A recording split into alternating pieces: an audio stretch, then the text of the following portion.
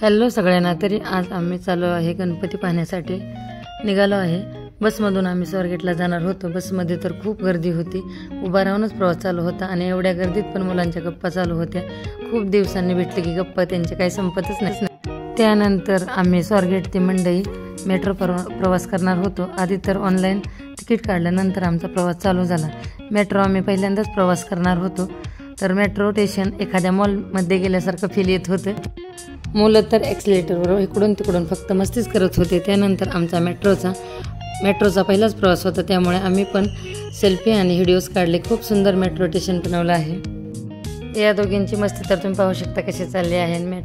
या दोघींची तर चालू आहे मस्ती आणि आता आम्ही चालू आहे मेट्रोमध्ये बसण्यासाठी, पण 3-4 वेळेस एक्सिलेटर चेंज करावं लागतं, त्यामुळे खूप वेळ लागतो। स्टेशन खूप खाली आहे, वरून येण्यासाठी 3-4 वेळेस एक्सिलेटर चेंज केले। तर नंतर आम्ही खाली एकदा मेट्रोपाशी पोहोचलो आणि फायनली चालू झाला आमचा मेट्रो प्रवास। तर मेट्रो तर खूप छान होती, एसीचा प्रवास आहे।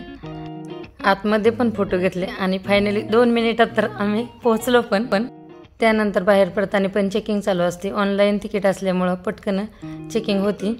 मुलांना तर आज खूप छान वाटत होतं। गणपती पाहण्यापेक्षा इथंच फिरायला आवडत होतं त्यांना।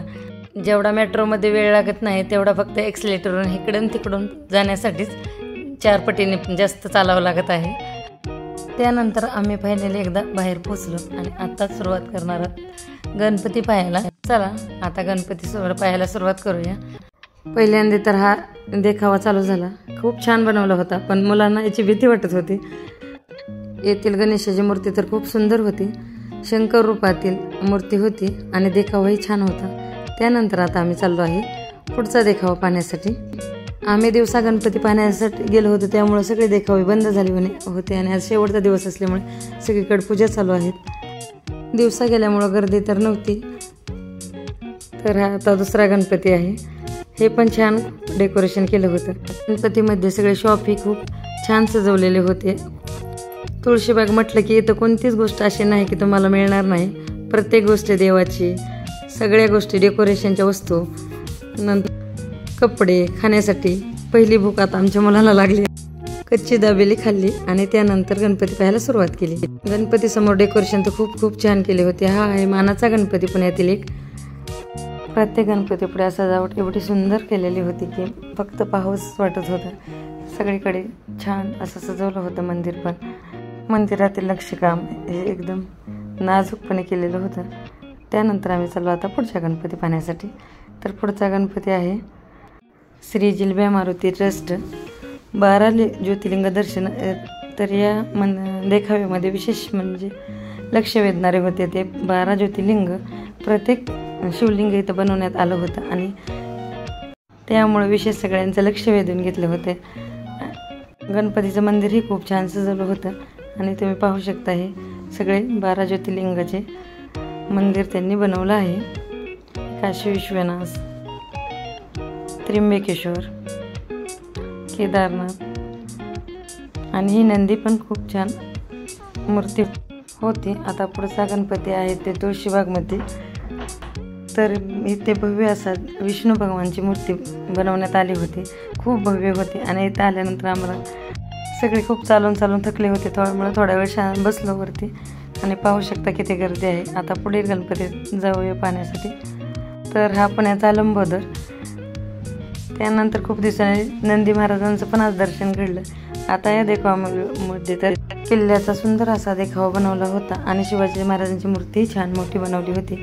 तर आता चला पुढचा गणपती पाहूयात। तर आता आम्ही आलो आहे शनिवार वाड्यापाशी आणि आता पुढचा गणपती। नंतर अजून एकदा मुलांना भूक लागली आणि त्यांना इडली चारली। इडली खाल्ल्यानंतर आम्ही परत निघालो कसबा गणपतीकडे। तर कसबा गणपतीकडे छान अशा महिलांचं भजन चालू होतं आणि हा एक मानाचा गणपती आहे कसबा गणपती। आता आणि शेवटी फायनली आम्ही पोहोचलो दगडूशेठला। दगडूशेठ मंदिरामध्ये आज तर पूजा चालू होते।